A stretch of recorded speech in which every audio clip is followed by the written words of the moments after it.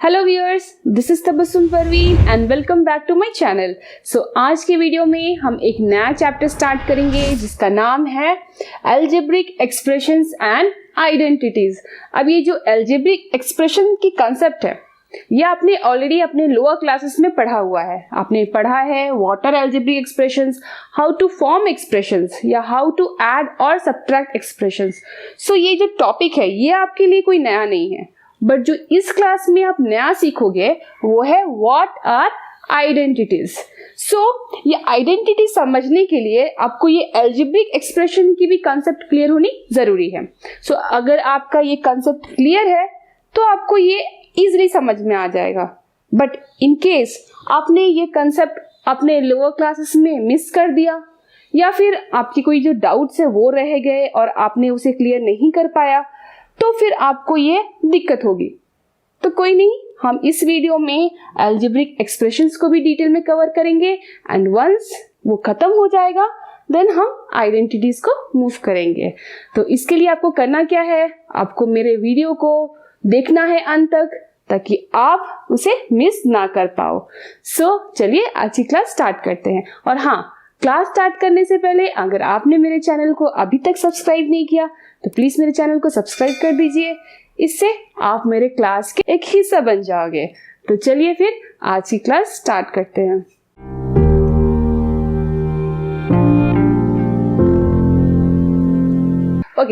आज का हमारा पहला टॉपिक है व्हाट आर अलजेब्रिक एक्सप्रेशंस।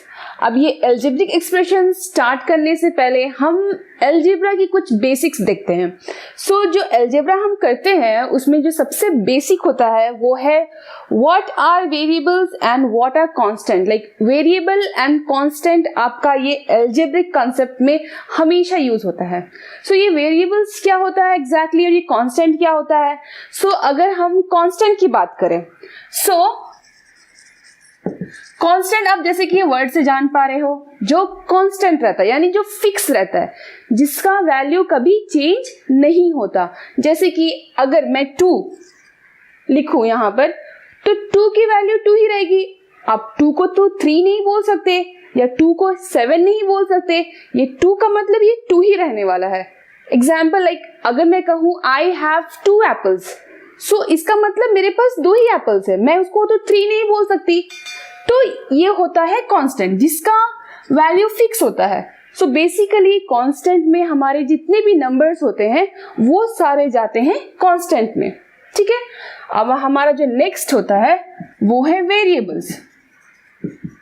अब वेरिएबल के अगेन नाम से ही पता चल रहा है जो वैरी होता है यानी जिसका वैल्यू फिक्स नहीं होता।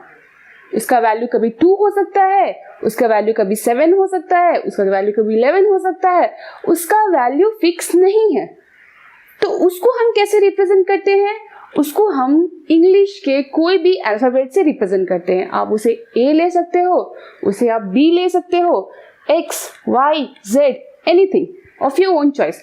हम A, B, C, X, Y, Z, anything. जब A आप लिखते हो, A का वैल्यू 2 भी हो सकता है, A का वैल्यू 7 भी हो सकता है। अगर मैं जैसे स्टेटमेंट में कहूँ I have X number of apples, ये X जो है वो कोई सोचेगा कि वो 2 भी हो सकता है, कोई और सोच रहा होगा वो 5 भी हो सकता है। इसका वैल्यू जो है वो फिक्स नहीं होता, वो वेरी हो सकता है। तो जो बेसिक डिफरेंस होता है कांस्टेंट और वेरिएबल के बीच में यही है।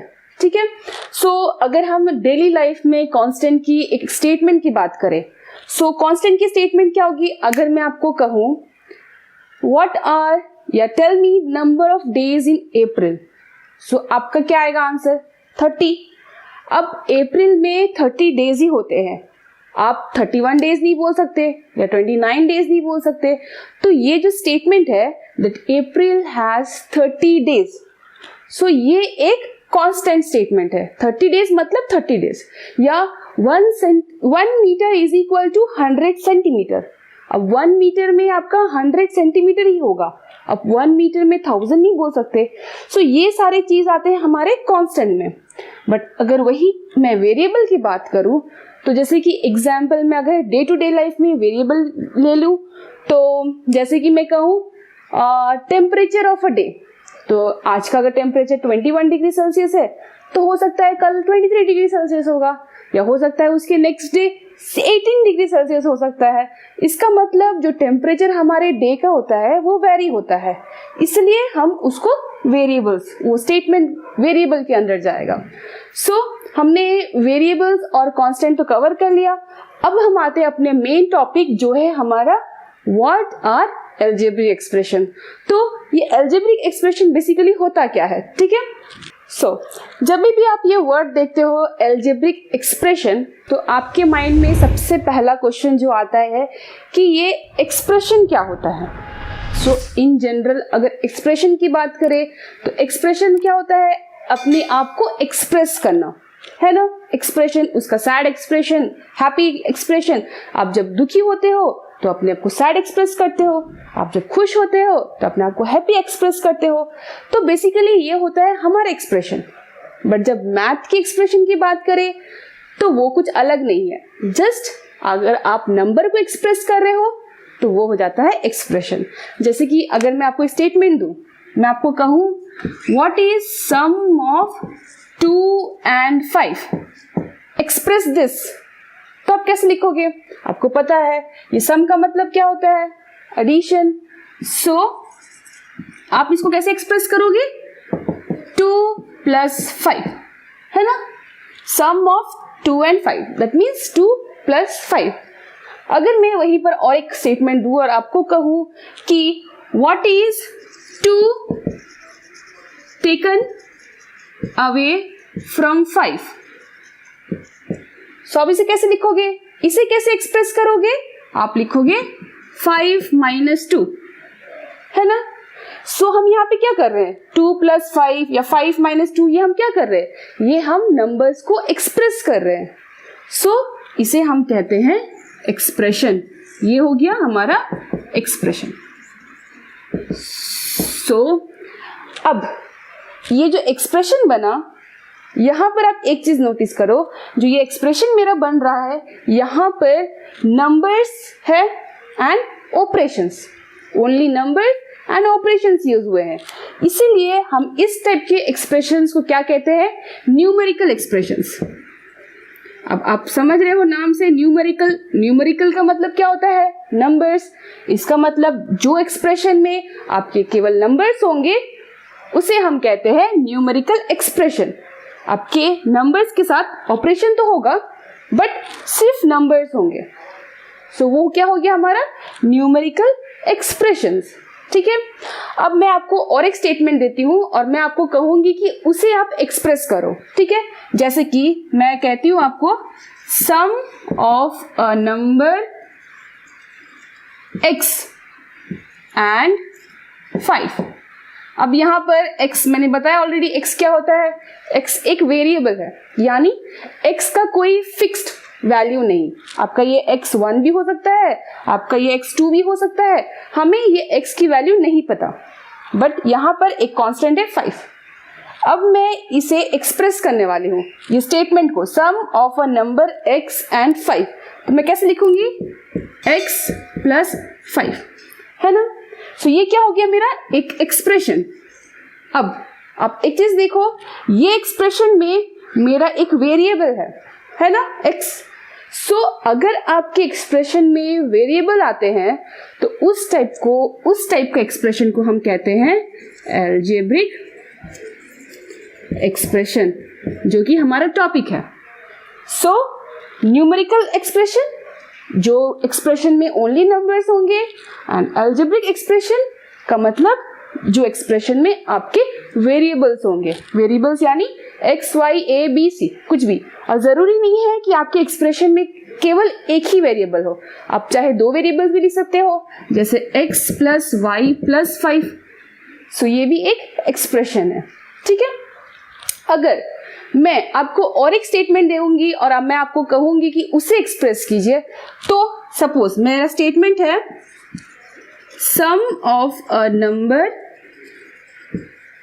x and 5 = 12। अभी आपको इसे एक्सप्रेस करना है, ठीक है। तो आप इसे कैसे लिखोगे, आप लिखोगे सम ऑफ अ नंबर x, यहाँ पर कोई भी एक नंबर है वो x है, हमें नहीं पता वो नंबर क्या है, सो हम x लेंगे, x प्लस 5 इक्वल्स टू 12। सो यहाँ पर आप एक चीज नोटिस कर रहे होंगे कि इन दोनों में इक्वल टू साइन नहीं था, बट यहाँ पर इस स्टेटमेंट में इक्वल टू साइन है। ठीक है, तो इसका मतलब क्या, x प्लस 5 जो है वो तो आपका एक एक्सप्रेशन हो गया है ना, और 12 भी आपका एक एक्सप्रेशन है। ठीक है, सो ये जो हुआ x प्लस 5 एक्सप्रेशन, ये दूसरा एक्सप्रेशन, दोनों इक्वल टू के दोनों तरफ है, यानी एक लेफ्ट तरफ है एक राइट तरफ है। तो इस टाइप के जो होते हैं उनको हम क्या कहते हैं, ये आ जाता है अलग कैटेगरी, जो बन जाता है हमारा इक्वेशन, यानी दोनों साइड इक्वल, इक्वेशन यानी दोनों जो तरफ हमारा एक्सप्रेशन है वो हो गया हमारा इक्वल। तो जब भी आपका इक्वल टू साइन वाला हो तो अज्यूम करना वो आपका इक्वेशन होगा, अगर आपका इक्वल टू नहीं है तो वो होगा आपका एक्सप्रेशन। और बेसिकली नंबर वाला एक्सप्रेशन न्यूमेरिकल एक्सप्रेशन और वेरिएबल वाला एक्सप्रेशन अलजेब्रिक एक्सप्रेशन। ठीक है, तो आई होप मैंने आपको ये तीनों समझा दिया और आपको समझ में भी आ गया होगा, बट हम तो सिर्फ अलजेब्रिक एक्सप्रेशन कवर करेंगे। सो चलिए देखते हैं ओनली अलजेब्रिक एक्सप्रेशन को और डिटेल्स में। तो मैंने आपके लिए अलजेब्रिक एक्सप्रेशन का डेफिनेशन लिख दिया, तो चलिए इसे एक बार रीड कर लेते हैं। So algebraic expression is an expression built up from constants, variables and the algebraic operation। अब जैसे कि मैंने आपको ऑलरेडी समझाया, algebraic एक्सप्रेशन में आपके वेरिएबल्स होनी जरूरी है, क्योंकि अगर वेरिएबल्स नहीं है तो वो तो algebraic एक्सप्रेशन की कैटेगरी में ही नहीं जाएगा। सो ये तो कंपलसरी आपका वेरिएबल होना, एंड ऑपरेशन algebraic ऑपरेशन यानी प्लस माइनस इंटू डिवाइड कुछ भी, एंड साथ में कांस्टेंट यानी नंबर्स 2 3 4 कोई भी नंबर्स, सो उसे हम मिक्स करके बनाते हैं अलजेब्रिक एक्सप्रेशन। तो अगर मैं एक एग्जांपल लिखूं, सपोज 2x प्लस 3, ठीक है, तो यहां पर आप देखो मेरे पास तीनों है, ये एक्सप्रेशन में मैंने कांस्टेंट यूज किए 2 और 3, मैंने वेरिएबल यूज किया x, मैंने ऑपरेशन भी यूज किया दैट इज प्लस। अब आप चाहे तो 2 कांस्टेंट यूज कर सकते हो, 2 वेरिएबल यूज कर सकते हो और 2 से ज्यादा ऑपरेशंस भी यूज कर सकते हो, तो वो आप पे डिपेंड करता है। जैसे कि अगर मैं और एग्जांपल्स लिखूं, जैसे कि 3x square plus 2y minus 4, तो ये भी मेरा एक एक्सप्रेशन है अलजेब्रिक एक्सप्रेशन, क्योंकि यहाँ पर मैंने वेरिएबल्स यूज किए that is x and y, मेरा कांस्टेंट है 3 2 एंड 4, एंड मैंने ऑपरेशन यूज किए हैं प्लस एंड माइनस। अब चाहे मल्टीप्लाई वाला भी यूज कर सकते हो, जैसे 4xy। अब यहाँ पर आपका हो गया कि कांस्टेंट है, वेरिएबल्स है, बट ऑपरेशन कहाँ है। अगर कोई भी नंबर साइड बाय साइड लिखा होता है तो उसके बीच में इनटू होता है। यूजुअली हम अलजेब्रा में इनटू साइन देते नहीं है, या मल्टीप्लाई साइन जो बोलते हैं, बट अगर वो नहीं है तो इसका मतलब वो दोनों नंबर्स के बीच में हमारा ऑलरेडी मल्टीप्लिकेशन साइन है। ठीक है, 2 नंबर्स यानी कांस्टेंट और वेरिएबल्स के बीच में। सो 4xy भी मेरा एक एक्सप्रेशन हो गया, या x प्लस 3/2, ये भी एक एक्सप्रेशन है। तो ऐसे ही आप एक्सप्रेशन जो है algebraic expression constant, variables and operation से बना सकते हो। ठीक है, तो ये तो हो गया हमारा अलजेब्रिक एक्सप्रेशन के ऊपर में। अब जैसे कि अलजेब्रिक एक्सप्रेशन मान लीजिए एक बॉडी है, तो बॉडी तो बहुत सारे पार्ट से बनती है ना। सो अब ये जो अलजेब्रिक एक्सप्रेशन कौन कौन से पार्ट से बनता है, अलजेब्रिक एक्सप्रेशन को कौन कौन बनाता है, वो हम अभी डिटेल में समझेंगे। तो चलिए देखते हैं। सो हमारा नेक्स्ट टॉपिक है टर्म्स, फैक्टर्स एंड कोएफिशिएंट। अब जब भी हम एक अलजेब्रिक एक्सप्रेशन की बात करते हैं तो इन तीनों का यानी टर्म्स, फैक्टर्स एंड कोएफिशिएंट का बहुत ही ज्यादा इंपॉर्टेंट रोल होता है। ठीक है, तो अभी हम क्या करेंगे, इन तीनों को एक एक करके डिटेल में समझेंगे कि ये होता क्या है एंड हम इसे यूज कैसे करते हैं एक एक्सप्रेशन बनाने के लिए। ठीक है, तो मैंने ऑलरेडी एक एक्सप्रेशन लिखा हुआ है 5x square plus 2y minus 3, and मैंने इसमें तीनों यूज किया है, यानी मैंने कांस्टेंट लिए हैं 5 2 3, मैंने वेरिएबल्स लिया है x एंड y, एंड मैंने ऑपरेशन भी यूज किए हैं that is addition and subtraction. ठीक है, तो हम अभी सबसे पहला जो देखेंगे, हमारा पहला टॉपिक यानी टर्म्स जो देखेंगे, ये टर्म्स क्या होता है। अब आपकी बॉडी को शेप देने के लिए स्केलेटन का होना बहुत जरूरी है ना। अगर स्केलेटन नहीं होगा तो आपकी बॉडी को शेप नहीं मिलेगा। वैसे ही ये टर्म जो होता है ये बहुत ही ज्यादा इंपॉर्टेंट होता है एल्जेब्रिक एक्सप्रेशन में। अगर टर्म्स नहीं होंगे तो हमारा एक्सप्रेशन भी नहीं बनेगा। नो टर्म्स नो एक्सप्रेशन, सबसे इंपॉर्टेंट होता है टर्म्स। तो आप जब भी एक एल्जेब्रिक एक्सप्रेशन को देखोगे तो वो हमारा टर्म्स से बनता है। तो यहाँ पर कौन कौन से टर्म्स है, हमारा ये एक्सप्रेशन 5x² से बना है, साथ में 2y भी है और साथ में -3 भी है ना।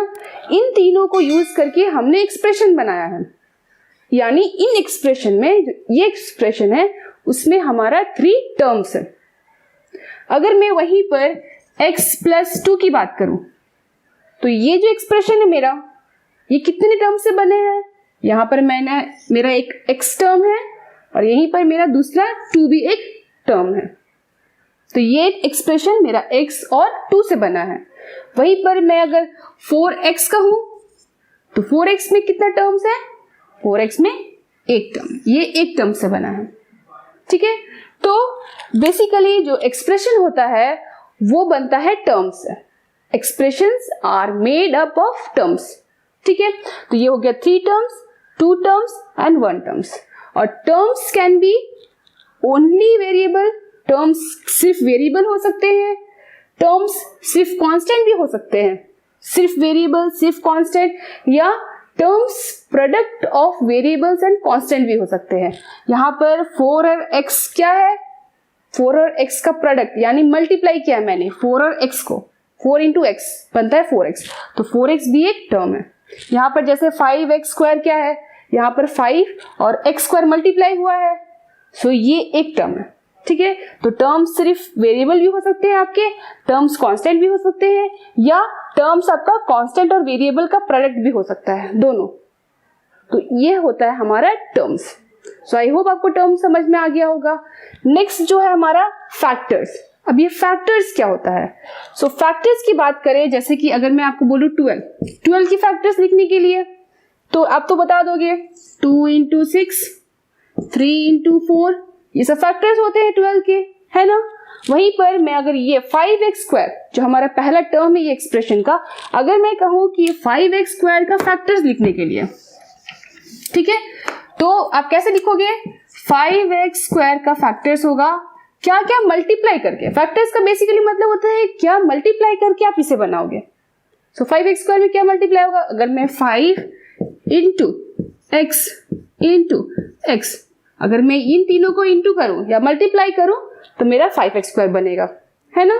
सिमिलरली अगर 2y की बात करूं तो 2y का कौन कौन सा फैक्टर्स है, 2y कैसे बनेगा, अगर मैं 2 into y करूं तो 2 और y क्या हो गया मेरा 2y का फैक्टर, है ना। वैसे ही -3 कैसे हो सकता है, 1 into -3 या -1 into 3, आप कुछ भी लिख सकते हो। सो ये हो गया बेसिकली फैक्टर्स एल्जेब्रिक एक्सप्रेशन में। ठीक है, वहीं पर अगर मैं सपोज मेरा क्वेश्चन होता है 12x², सो अब 12x² को कैसे लिखते हैं, 12 into x लिखते हैं। यहां पर 12 को भी हम स्प्लिट कर सकते हैं, कैसे, 3 into 4 में, है ना। और ये 4 को कैसे कर सकते हैं, 3 into 2 into 2 into x, हम 4 को 2 into 2 में भी कर सकते हैं। सो ये हो गया हमारा फैक्टर्स किसका, 12x² का। सो ये होता है हमारा फैक्टर्स। सो आई होप आपको टर्म समझ में आ गया, फैक्टर समझ में आया। अब लास्ट हमारा है कोएफिशिएंट। कोएफिशिएंट क्या होता है, अब जब भी एक एक्सप्रेशन देखोगे तो उसमें जो कोएफिशिएंट, और कोएफिशिएंट किसका होता है, जो टर्म्स में वेरिएबल्स होते हैं उसी का ही सिर्फ कोएफिशिएंट होता है। तो जो ये तीनों टर्म्स थे इसमें से ये तो पहले ही निकल जाएगा कोएफिशिएंट के मामले में, क्योंकि इस टर्म में हमारा वेरिएबल नहीं है। तो जो टर्म में वेरिएबल नहीं है उसका हम कोएफिशिएंट नहीं निकाल सकते, तो हम बस वही टर्म्स देखेंगे जिसमें वेरिएबल्स होगा। तो यहाँ पर हमारा x² एक वेरिएबल है, y एक वेरिएबल है, तो इन दोनों टर्म्स का ही हम कोएफिशिएंट निकाल सकते हैं। तो अब कोएफिशिएंट कैसे निकालेंगे, अगर मैं कहूँ 5x² का कोएफिशिएंट निकालने के लिए, तो 5x² का कोएफिशिएंट होगा 5, यानी सिर्फ कांस्टेंट नंबर, जो सिर्फ नंबर होता है वही मेरा कोएफिशिएंट होता है। C for coefficient, C for constant. वहीं पर अगर मैं बोलूं 2y का कोएफिशिएंट क्या है, तो 2y का coefficient only 2। 2 is the answer. 2 हो गया कोएफिशिएंट 2y का। क्लियर? हाँ, अगर मैं सपोज, और एक क्वेश्चन ऐसा आता है एग्जाम में, अगर मैं कहूं आपको कि यहाँ पे 12xy² का कोएफिशिएंट निकालना, ये 12xy² है, यहां पर मैं कहूं what is the coefficient of x, x का कोएफिशिएंट क्या है, तो आप कैसे लिखोगे? अगर मैं x का कोएफिशिएंट निकालने बोल रही हूं आपको, तो आप क्या करोगे? उस टर्म से x को निकाल दोगे और 12y² हो गया कोएफिशिएंट। यहां पर मैंने मेंशन किया था कि find the coefficient of x in this term. So अगर मैं x का कोएफिशिएंट निकालने बोल रही हूं, यानी आप x को निकाल दोगे और 12y² उसका कोएफिशिएंट हो गया। अगर मैं कुछ मेंशन नहीं की हूं, मैं जस्ट बोल रही हूं find the coefficient, just coefficient निकालना है, तो आपको कैसे लिखना है? 5x² का कोएफिशिएंट हो गया 5 एंड 2y का कोएफिशिएंट हो गया 2। That's it. यानी आपको सिर्फ नंबर्स लिखना है। ठीक है, तो ये हो गया हमारा कोएफिशिएंट के ऊपर। सो इसी के साथ मैंने टर्म्स भी कवर कर लिए, फैक्टर्स भी कवर कर लिए एंड कोएफिशिएंट भी कवर कर लिया। सो आई होप आपको ये तीनों टॉपिक समझ में आ गया एंड आपके जो अलजेब्रिक एक्सप्रेशन के थोड़े बहुत डाउट्स थे वो भी क्लियर हो गए। अगर आपका सब डाउट्स क्लियर हो गया एंड आपको वीडियो समझ में आ गया तो मेरे वीडियो को लाइक कीजिए एंड मेरे चैनल को सब्सक्राइब कीजिए। Till then you take care. Thank you for watching. Bye.